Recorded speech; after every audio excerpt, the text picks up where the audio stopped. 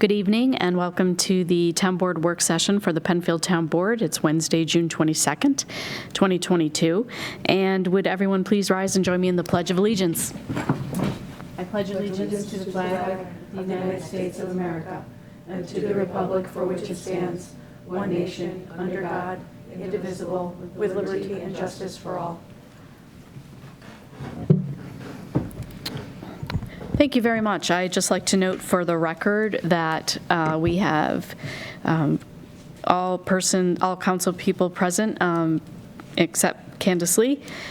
We've got our Deputy Town Clerk, Sue Scheidt, and we've got our Director of Developmental Services, Carrie Ivers, and Director of Public Works, Eric Tate, with us this evening. So thank you very much for being here. Would like to approve the minutes from June 8th, 2022. I'll move those minutes, Madam Supervisor. I'll second that. Okay, I have a motion by Councilperson Drawe and a second by Councilperson Ockenden. Are there any questions or concerns about the minutes? No, just that I was absent, but I watched it on television and read the minutes, so I'm good to go for voting. Excellent. Okay. Roll call vote, please. Cinti. Aye. Drawe. Aye. Kohl. Aye. Ockenden. Aye. All aye. Thanks. As we have no guests or public hearings this evening, we're going to move right into our action items, and we'll start with action item A, which is a K2 incentive zoning discussion with Carrie Ivers. So this is a continuation of an incentive zoning application that's been before the town board. The public hearing was conducted and closed. The planning board did review the application and provided its memo and referral to the town board for consideration as part of the application process. And then, so this is really just a continuation and a follow-up on the request for the incentive zoning, which would allow for the creation of ancillary parking to support the K2 brewing operation located at 1221 Empire Boulevard. The parking lot was presented in a sort of conceptual format. If the town board were to approve this incentive zoning request, then the applicant would then be tasked with coming back to the town board with for subdivision approval and site plan approval, where a more detailed and specific plan would be required to be presented to meet the site plan approval process. So, Carrie, for the thousands watching out there, can you explain a little bit about incentive zoning? Yeah, thank you. So the Chapter 255 of the Town Code provides or allows for the town board to take into consideration or allow incentive zoning, meaning something is allowed to develop in a place where normally it couldn't under the current regulations. And typically there's got to be some public benefit, and the code does outline several types of categories, and then also give some discretion to the town board as well. In this instance, the improvement that's being offered or proposed would be a monetary contribution toward the installation of a turning lane that is required for development of this site and also development of the already approved multifamily residential project that Dr. Howitt had been before this board. I believe it was last year that approval was granted. So this, with this incentive zoning, there's a monetary agreement that's been reached by both parties, Dr. Howard and the owners of K2 Brother Brewing, that would provide a monetary contribution toward the cost of that, what is very much a public benefit. That two-way turn lane improves the transportation corridor, and it's, one of several improvements that have been made along this corridor as development has happened. Thank you. And I know we've had a public hearing about it. The planning board also had a public hearing and then did not have an issue or a concern with this. So before we open this up for discussion amongst the town board members, I do want to start with some givens, which is that the primary purpose of this was to make this area safer. There is no left-hand turning lane right now, and people are parking on Wilbur Tract Road. Yep. So that that would address this. K2 has definitely tried every alternative there could be to make this work. Yeah, they've looked at multiple other properties to acquire, to lease, to have some arrangement, and unfortunately, none have and I think it's been a search for, as I think the applicant provided testimony that it's been at least a 2+ year endeavor to try to come up with an alternative. They've already made the investment in the primary parcel, the K2 brewing facility itself. Right. And of course, the last given, which is given for everything, is that no matter what happens, not everyone is going to be happy, right? That's comes with the territory, unfortunately, with community development. Okay. All right. So asking how the town board is feeling about this? All right. As you just said, they have pursued every avenue possible to acquire land for parking. The issue was because Dr. Howlett was approved for what he has, that the parking they have along the side of Wilbur Track is gone. That won't be there once he starts building his building. And suddenly all that area is not going to be for the parking. There'll be less opportunity. So this is something to keep this business viable and I think they're trying their best to do so by having a shuttle go into this piece of land that Dr. Howlett will lease to them, I believe. Actually, it's purchase and sale. It's going to be a sale agreement, yes. Mm-hmm. So I think this is the only option, and they've been so good as stewards to the property back there, and I think it's interesting, like Mr. Sy from Wilbur Track, when he was complaining about how people drive in and dump garbage back there, and then apparently Mrs. Kennedy goes out there and cleans it up. I mean, they're really watching, and the fact that they're kind of like always there, somebody's always on the property. I think it's with some conditions. We've talked about a lot about lighting and fencing and so on, that we have I would approve it with those kind of conditions, but as you say, it's not over yet because you got to subdivide the property and it has to come before us, and this is just to get it going. And I think what is so important, that the incentive zoning, because it's a bear down there, and it's something. Empire Boulevard, it's not our road, it's a state road, and they push traffic down that road, and the more we can have a turning lane, it will help the people on Wilbur Track, it'll help the K2 patrons, it'll help Dr. Howlett's people when they come in, so I think it's a win-win. Thank you. That's what I have to say. That was very helpful. Thanks, Councilperson Kohl. Is there anyone else who'd like to add to this? So I think that, thank you. I do think that we've exhausted. We've spent a lot of time talking about this, and I know the applicant's been very patient, waiting for us to discuss this. I know we've all walked down that property as well. I think, as Councilwoman Kohl had said, I think with some stipulations, that I think are definitely needed, and the allowing for. I know that we talked about some of the things, and I know. Right, so some of the things that have come up as part of the conversation, do you want me to highlight that's happened in the past? Yes, or no? sure. I would love to hear those, because I know you've just sent them to us, and I'd like to. Right, so I think based on the conversation that's happened at all the meetings amongst the board, issues related to the sort of the care and keeping of the property once it's turned into a parking facility. So certainly maintenance, cleanup. I think lighting was a major issue, so dark sky compliant lighting. The applicant indicated their willingness to have the lighting timed so that when their business is not in operation, the lights are off. And there are not very many businesses that do that. If you go up and down any commercial corridor, lights are still on when even long after the business is closed. So that's a nice accommodation, will help minimize potential impacts. The other things we talked about is the fact that these two parcels, even though they're not contiguous, they are going to be joined in terms of from an operations standpoint. And so maybe some condition that regulates or requires them to be always kept together, and they can't be sold unless the town board authorizes them to be sold or separated, in a future application.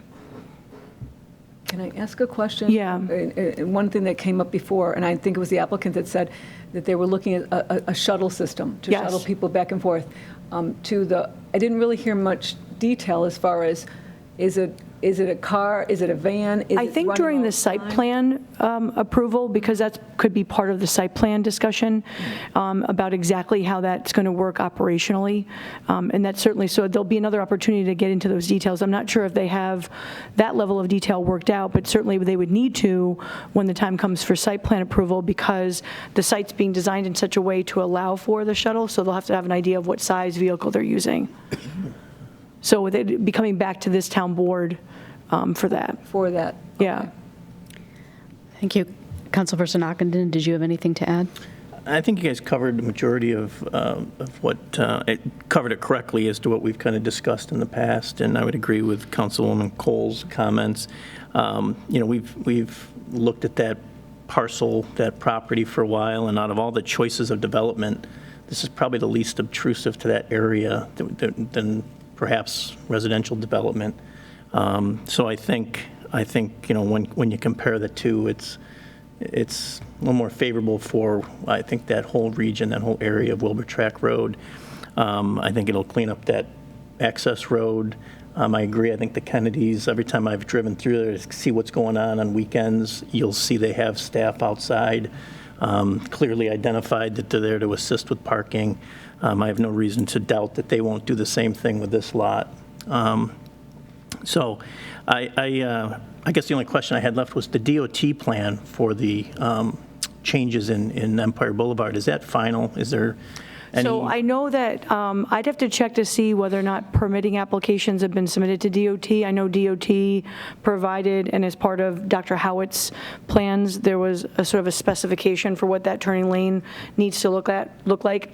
And obviously, in New York State, DOT dictates it. Right. So whatever DOT says it needs to be and how big it has to be and the throat length of the lane and the hashing leading up to it, that's really all DOT engineer driven. They tell us and they tell the applicant what to do. Even if the town had a project in that vicinity, LaSalle's Landing Park, for example, they tell us what to do and how it has to be designed. So there's not a lot of wiggle room there. Our engineering department's not really, they may be in communication with the state, but they're not absolutely actively and they can involved. provide feedback, and if there's any concerns or issues, certainly our engineering department will be looking very closely at the design, but ultimately it's DOT as the permitting agency and the one who dictates exactly what it needs to look like. Gotcha. Okay. Yeah, so I think that's all the comment I have for the moment. Carrie, to piggyback on that, do we get an idea, a timeframe of when that turning lane would? That I don't know. I mean, certainly the timing of it's going to be based on when the physical improvements to the roadway make the most sense.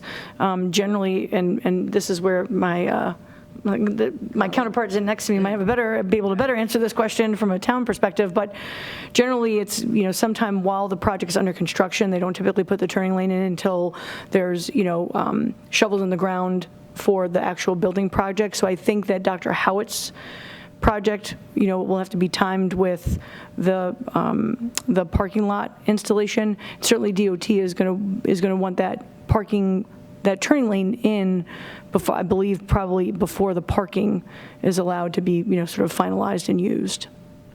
So that'll be a coordination, and the town will certainly lend a hand in making sure that all parties are communicating and very clear about the timing of things.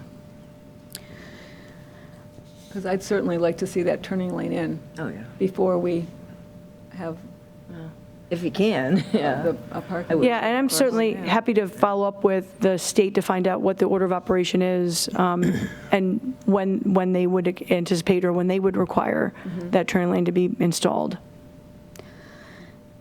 Anything else? Just to add to a couple of things, I think everyone really did cover a lot of points. I was thinking about some of the concerns that were raised in the public hearing. One of them was, dumping occurring, and I actually think that the parking lot would address that because there would be more vigilance and oversight back in that area. So I think that would be less of a concern than it is now. And I know there were concerns about, wanting residents and not, to help the tax base, but I would argue that diversifying the tax base is actually important as well. So it's good to have successful businesses in a town. It's always a balance. But it isn't, if you have no businesses, then the entire tax burden is on the backs of residents. So there's good reason to want to keep successful businesses successful, right? Yes. In terms of noise, to everyone's point of view, I think the Kennedys have been excellent in terms of monitoring that. If you were to put residents there, you kind of have everything, anything goes. It's a single-family resident place, but they've been great caretakers of that area. So I'm in favor with moving forward. Would anyone like to make a motion? I make the motion that we grant the incentive zoning request by K2 Brothers for the parking lot with conditions that we have talked about this evening. I'll second that. Okay, so what I'm hearing is a motion from Councilperson Kohl and a second from Councilperson Ockenden to draft a resolution approving the incentive zoning with conditions. Okay. And we'll have that back at what next meeting? It's going to be July 6th. July 6th. Okay. May I ask a question? Yes. So with the conditions, you will have shared with the Kennedys as well as? I certainly can. So what I'd love to do is get feedback from this board about the draft conditions, any final changes, and certainly we'll share that with the applicant so that they're aware. And they're fine with it? And that they know what they're being signed up for. Correct. Okay. And just to give just a very, very brief high-level overview, it's really just making sure that, it's just the parking lot, no other additional structures and things like that. Correct. And that it specifies that site plans required, subdivision of land, and that both of those would come back to this board. The lighting, and then the level of some of the details that were provided as part of the conceptual plan will be relayed and carried forward into a site plan submission, so that what we're seeing now isn't going to have a wholesale change when they come back to you for site plan approval. Okay. Thank you. All right, we have a motion and a second. Anything else? Roll call vote. Cinti. Aye. Drawe. Aye. Kohl. Aye. Ockenden. Aye. 4 ayes. Thank you. And also the town board would like to extend its gratitude to the Howitts and Mr. Antomaso and the Kennedys for their patience with the process.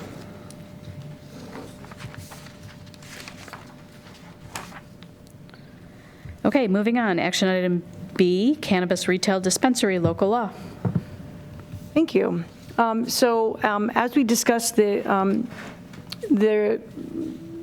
town has an opportunity to provide zoning regulation that controls the time, place, and manner in which cannabis retail dispensaries are located within the town of Penfield, because the town opted in for dispensaries, opted out for on-site consumption.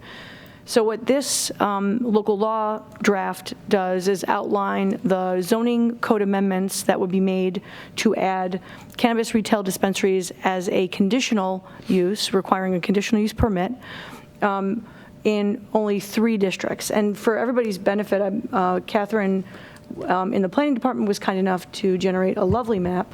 I think that will be helpful. This is the magic of GIS, correct? It is the magic of GIS, and forgive me while it's downloading and scanning for viruses before it lets me bring it over here to have you view it. So the local law proposes a zoning amendment adding cannabis retail dispensaries as a conditional use.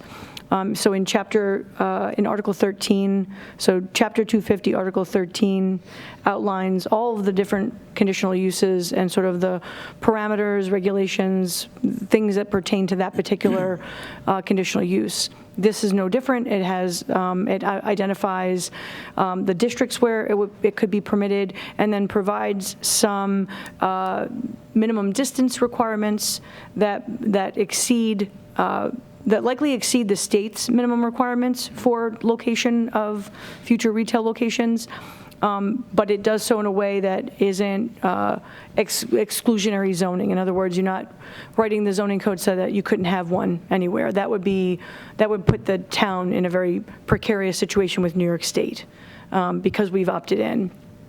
So I'm going to show you the map, which opened up on the wrong screen. So when you look at the town of Penfield, and this is an entire town of Penfield, the shaded areas are the only places in town, potentially, provided that the proposed location could meet the setbacks from churches and schools and the residential districts. So there's some minimum standard distance requirements there.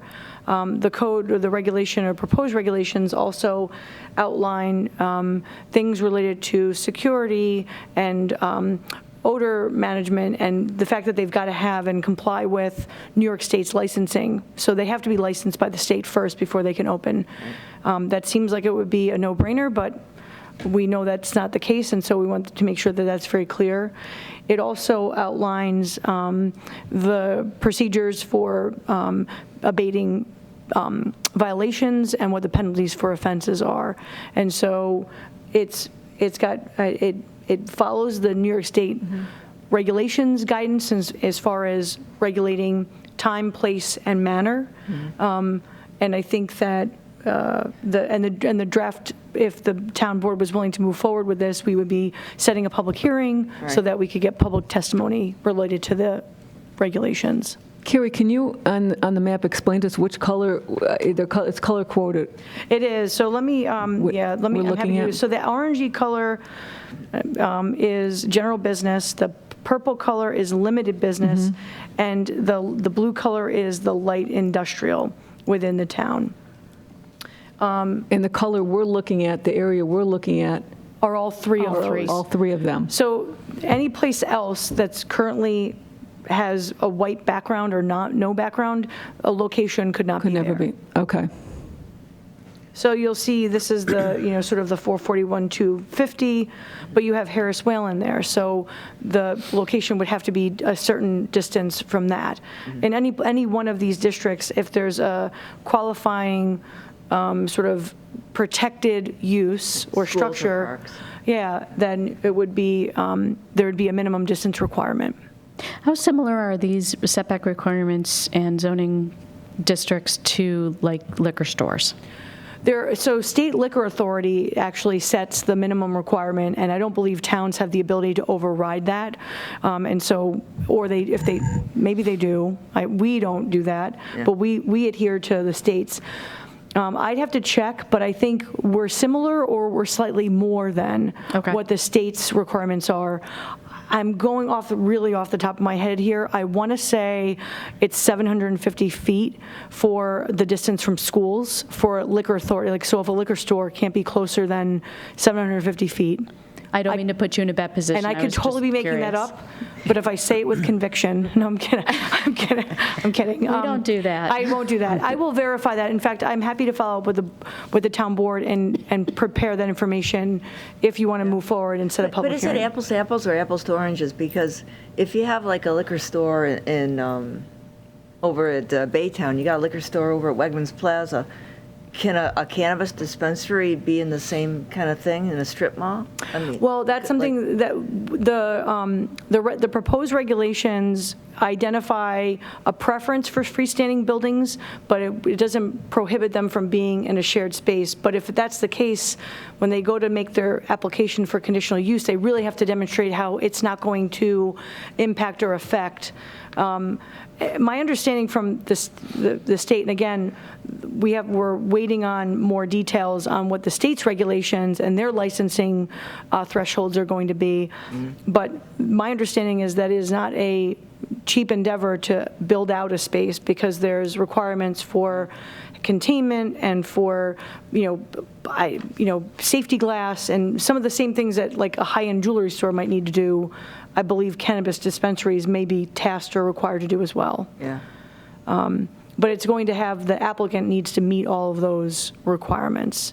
And one of the reasons we want to, the state hasn't started issuing licenses for dispensaries, so we feel like this is the right time to enact local regulations, because without them, a cannabis retail dispensary would legally need to be treated as retail.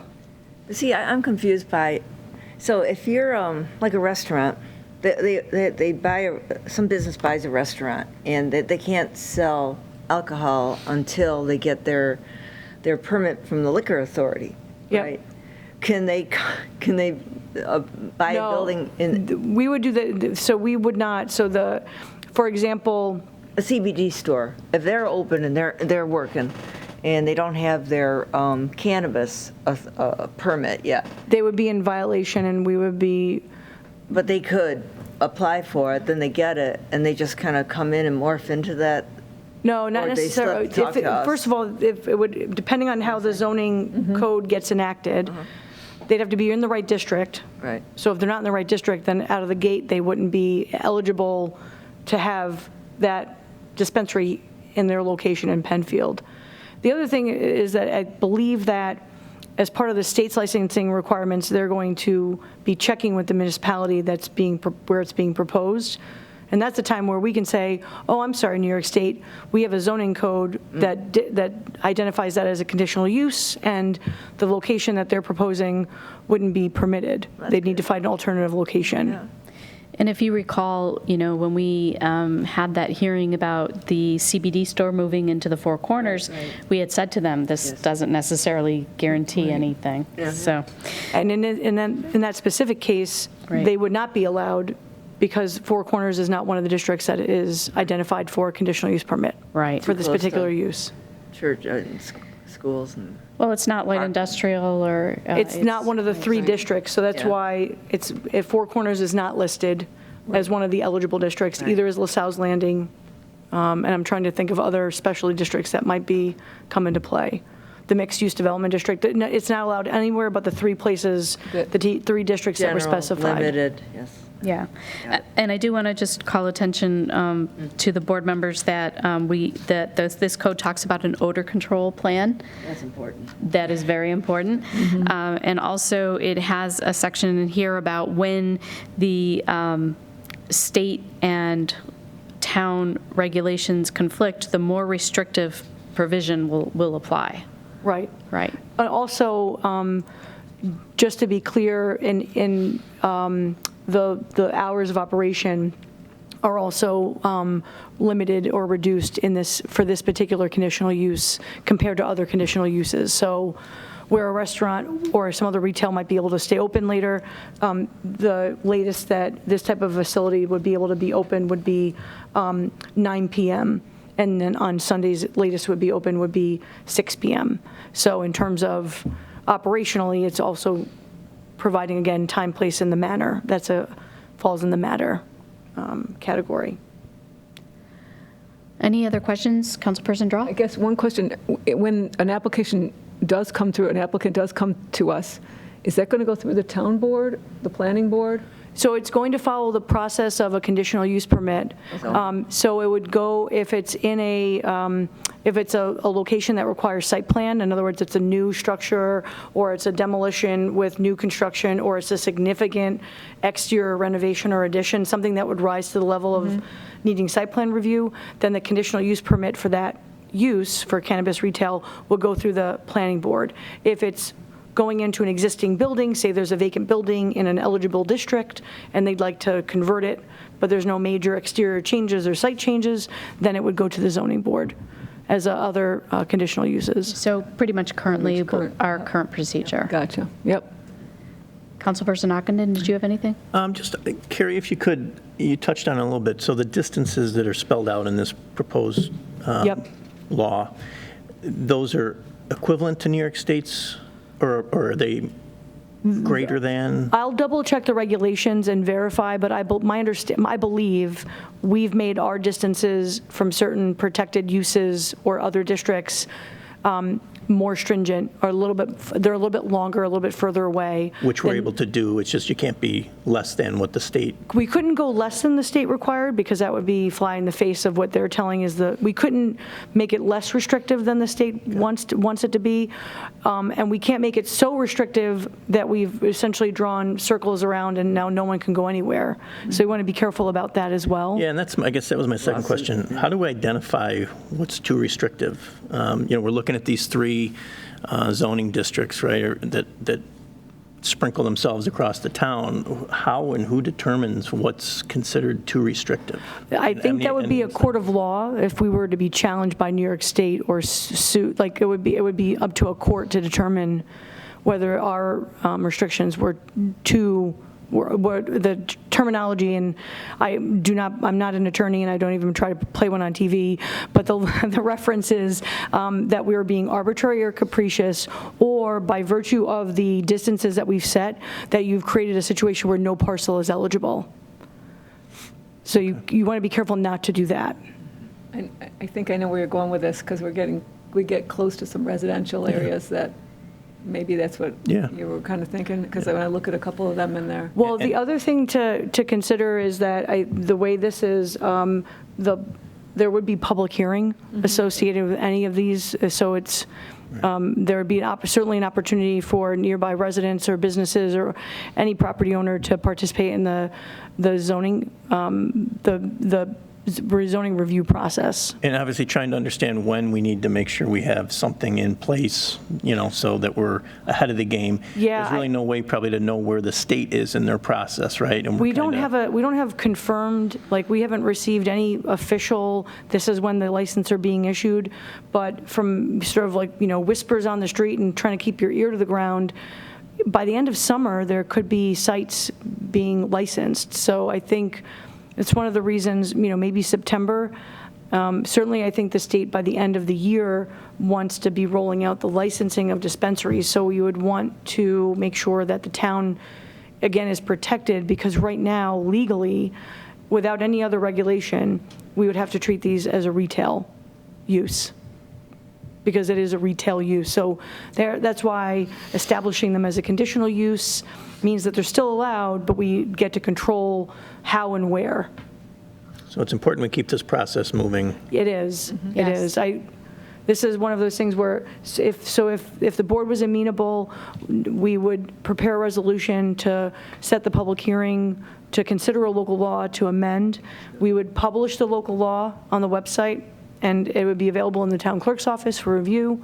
And then certainly we would be setting a public hearing date to hear testimony, feedback about the provisions that we're proposing. I think Councilperson Kohl is eager to make a resolution. Okay. Sure, I move that we go ahead and set up a public hearing for a cannabis retail dispensary local law. I'll second that.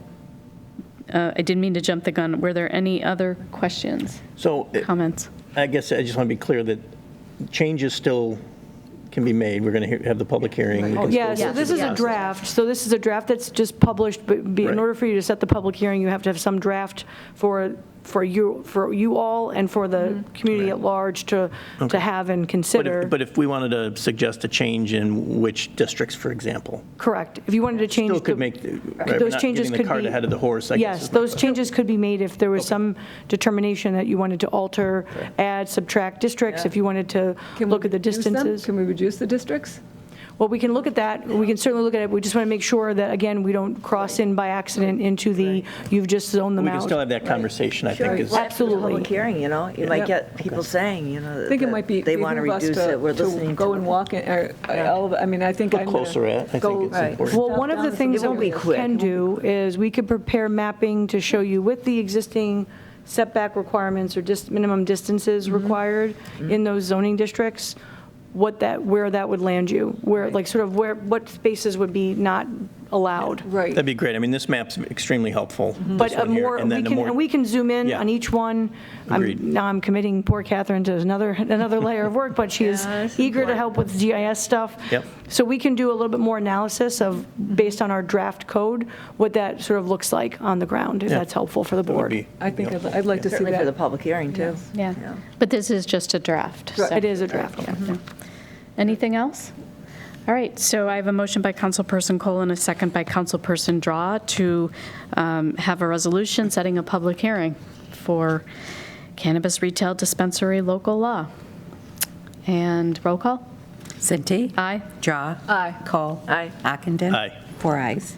Thank you. Mr. Tate, you're on the hot seat for LED street lighting. Thank you. So, as a few of you may remember, just shy of a year ago, I actually came before this town board to discuss the possibility of entering into an agreement and working with a real term, or working with a company to look at the possibility of doing a townwide streetlight upgrade, converting all of our older fixtures to more energy efficient LEDs. As part of that, the company that we opted to go with, their name is Real Term Energy. They have done local projects in surrounding communities. As part of that initial discussion a year ago, we did, and we knew we had approximately 800 streetlights within the town, combination of Cobra head style and decorative style within our intensified street lighting districts. Again, that 800 was an estimate. We did enter into a contract to do a GIS audit to determine exactly where and how many streetlights we had to finalize that number rather than just saying it's around 800. Based on that, they did initially come back and identified 1,222 lights. Now, it seems a lot higher than 800. Some of those lights were actually outside the borders of the town of Penfield. There were, a few in the town of Webster, some in Brighton, some in Perrington. They gave us that list. We then pared that list down to verify which ones actually were ours, which were within the town border. Came down, and we were able to pare that down to a little over 1,000 lights that are actually town-owned. Now, of those, 1,053 lights, not all of them were street lights. They also identified all light fixtures that were owned by the town, a combination of street lights as well as some of the field lights and the wall packs on the outside of our town facilities. We pared that list down and continued to work with them. We got down to an exact number of town-owned streetlights that are actually on town, or I guess combination of town, county, and state roadways, because we're responsible for all of them. Nothing on private drives, nothing, back on private property itself. The true number that we came up with was 855. So you were really good. We knew, give or take, 800, but, that was also based on kind of numbers that we had in mind over the past couple of years, and with some of the newer development and the streetlights that they've been adding, that's a realistic number as of this past December.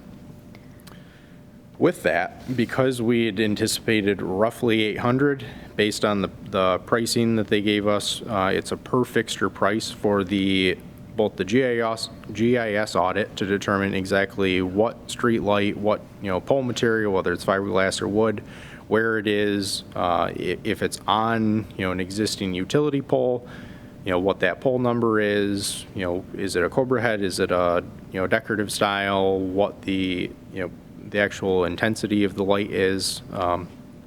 They gave us a spreadsheet with numerous columns with all of the information for those. That is based on per fixture, and when we originally anticipated the 800, but are really at 855, the amount that we had appropriated or had allocated and intended for that were a little shy. So they did complete the GIS audit. The next step in the process, of which we had already agreed to and signed with the contract a year ago, is to do an actual investment grade audit report.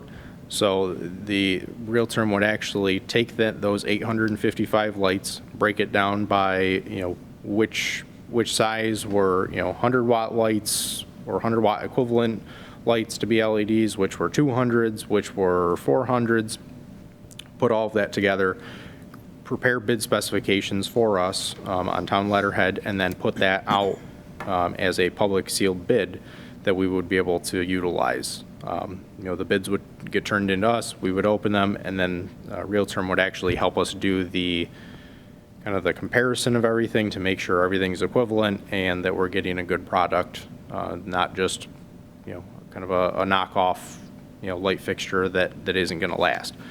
They would also do the same process, but for the kind of contractor and the labor portion of that, so that we can buy material directly and can pay a contractor to do that rather than having to do one bid for a contractor to go out and buy all of these lights and then mark it up at an unnecessary cost just to be able to do it as one project.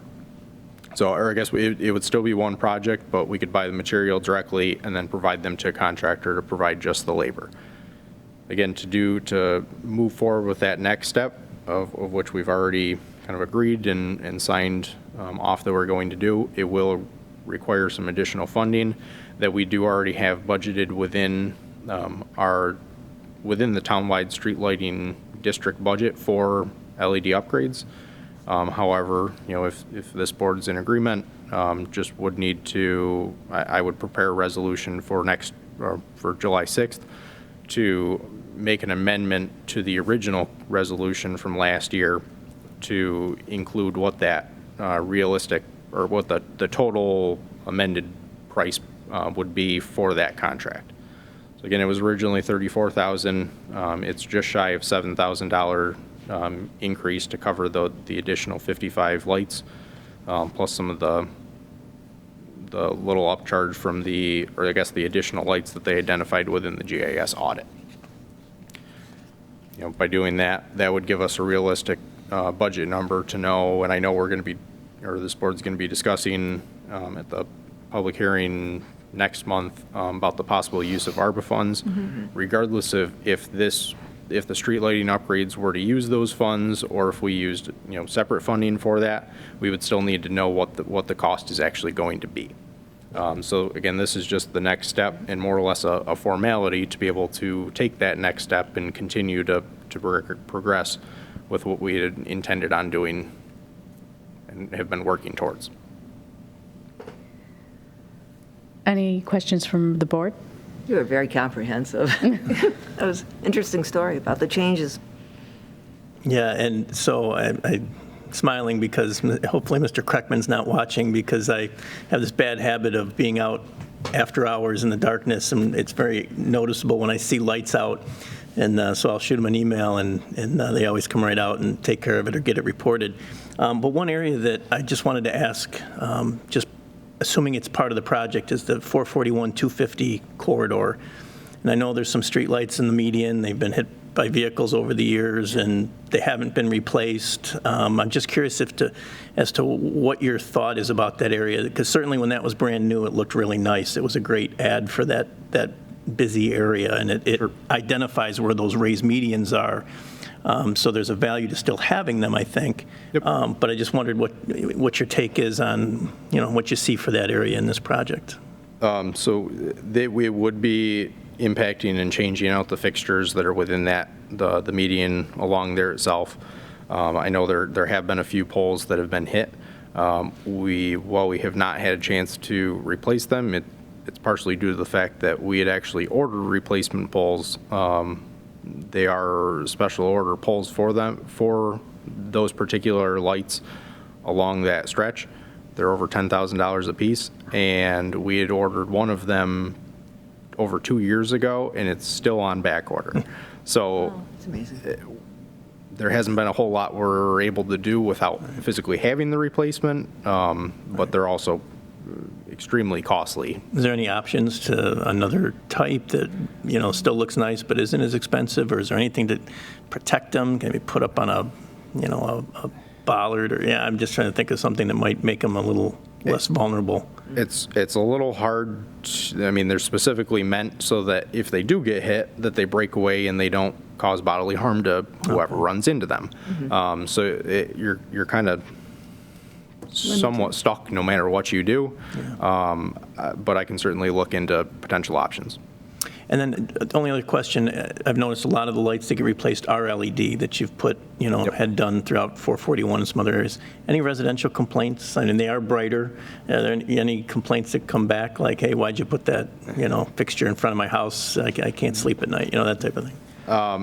They do have, and I guess with these particular lights, we would put controllers that we have the ability to dim them, at certain times if we wanted to. They don't need to be on, they don't need to be full power all night long. We could have them dim after 11 o'clock at night so that you still do have light and you can see, but it doesn't need to be shining bright when there's far fewer people on the road or out and about.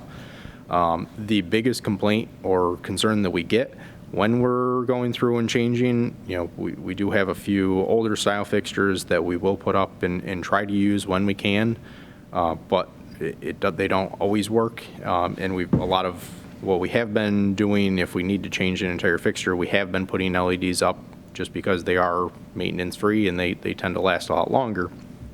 Biggest concern is the fact that they don't match everything else in the neighborhood. So that was one of the things that, in addition to the energy savings, and the cost savings to the town and ultimately to the residents, it would also make everything consistent. Sure, good. So it sounds like there's an aesthetic advantage to doing this. Could you answer, are LEDs dark sky compliant? So the fixtures that we would be looking to use would be yes. Okay. LEDs in general, maybe, they may not be. It's entirely dependent on the exact fixture itself. So we would be interested in dark sky compliant fixtures? Yes. So some of the ones that Real Term has utilized in other municipalities and other locations already they almost look identical to what we currently have, with the I guess the only difference being what the electric usage and what type of bulb is in there. So I was just going to ask you a question, Eric. So Real Term has done other municipalities around us, towns or villages? Yes. So I'm just trying to flip back through if they give me a couple. I can send you the list again of some of the nearby locations. I believe the last one they did was, I know they've done either the town or the village of Sodus. I believe they just did something in Newark, and I believe Victor as well. I think you told me that. But I can. I'll look again. Yeah. Since I'm new, I don't think I got that list. Could you send it to me? Yep. Thank happy you. to. Thanks very much. So really then what you're looking for probably, Eric, is from the original estimate for this, or the audit was going to be $34,000. You're looking for additional $7,000 for a total of $44,000? So it was originally $34,000, and that was based on what the price per fixture if we had 800 even. Okay, right. Knowing that we've come up to 855, plus Right. they counted some additional lights within, the parks themselves. The field lights and the wall packs around our buildings would not be changed as part of this project, but they were counted in the GIS audit, and they have identified and given us additional information on those, so we're obligated to pay them for Sure. the services they provided. It'd be, again, it's just under $7,000 in addition to the original 34 that we had anticipated and included in the resolution last year. So it would be a total of 41,000. 41. Understood. Okay. Any other questions? Just for the record, you need an authorization. So I just want to make sure the board's in agreement. I would prepare a resolution to amend the original resolution. It was Resolution 21T-153 from last year. Thank you. That resolution indicated that the cost was not to exceed $34,000. However, it will need to at this point. Excellent. But that money's already budgeted. We have that able to use, just more or less a formality within the resolutions. Sure. Okay, so would somebody like to make that motion? I'll make that motion that we have Eric amend that, and we have a new resolution maybe the next legislative meeting. I'll second that. Okay, motion by Councilperson Drawe and a second by Councilperson Kohl. Are there any other questions or comments? Okay, roll call vote. Cinti. Aye. Drawe. Aye. Kohl. Aye. Ockenden. Aye. 4 ayes. Thank you. Moving on to action item D, this is a moratorium on new mixed-use development applications. And that's for Ms. Ivers and myself.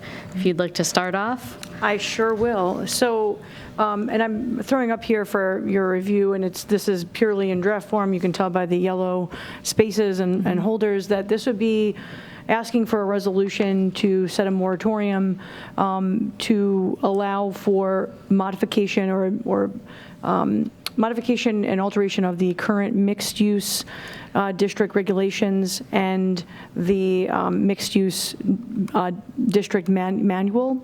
And in order to be able to make those changes, this moratorium would suspend any new applications from coming in while the town is revisiting the code and the manual. And so I think the supervisor can speak to sort of maybe the impetus for this, but in general, after navigating now several mixed-use development applications, there are some opportunities to clarify and maybe make more clear the town's intent and make it easier for property owners and developers to understand exactly what is required and what the minimum and maximum, thresholds are as it relates to development in this district. Right. I think you said it well. I mean, just as experience, the planning board has found some issues with ambiguity in the code as it is, some issues that probably could be further clarified, some of the guidelines. And so it would not affect anything that's before the planning board now. Correct. It is just future applications. But the planning board has found several things that they think need to be looked at again. And obviously that would come back to the town board. Yeah, and I think, with any code in general, but certainly any new code or new district, often you sort of have to work out the kinks while you apply the code, and that's really what's happened here. Anytime you have a new district, there's opportunities to provide clarification. Right, and there's a process with that too. Not only is the staff involved, the planning board would, I think, would want to chime in as well before it came to us and attorneys looking at it. Yes, there'll be all Huge the process. people looking at it, and I think there's an opportunity to make sure that the manual and the regulations are very much in lockstep and they don't provide any gray area for folks to get lost in.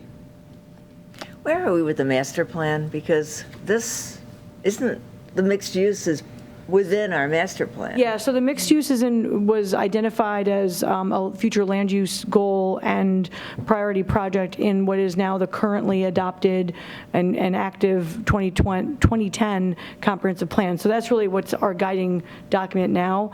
We are in the process of doing the design and layout of the update for 2022, Right. and I hope to have that in short order back to the comprehensive plan committee.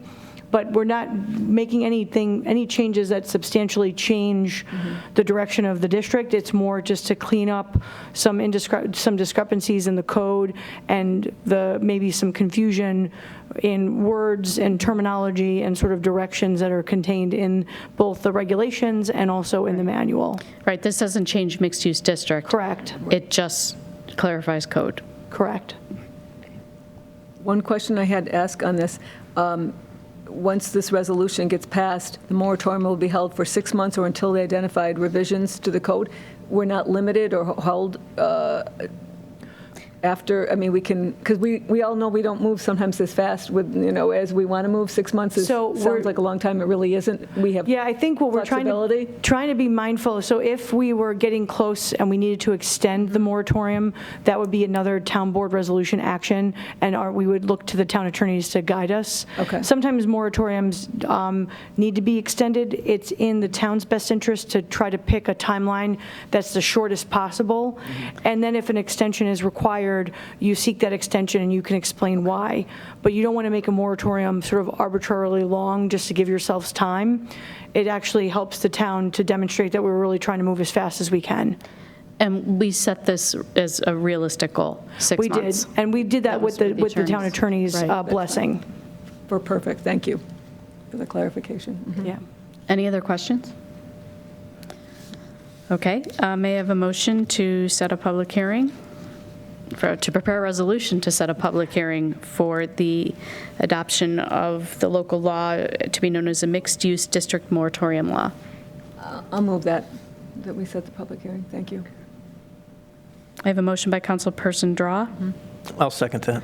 and a second by Councilperson Ockenden. Are there any additional comments or questions? Okay, roll call vote, please. Cinti, Aye. Drawe, Aye. Kohl. Aye. Ockenden. Aye. 4 ayes. Thank you. There are no other additional items on the agenda under informational items. We have some held items which are still continuing to be tabled, and no old business before the board. Is there any new business before the board? Okay. Seeing none, I'd like to just announce that the next work session will be July 13th, 2022.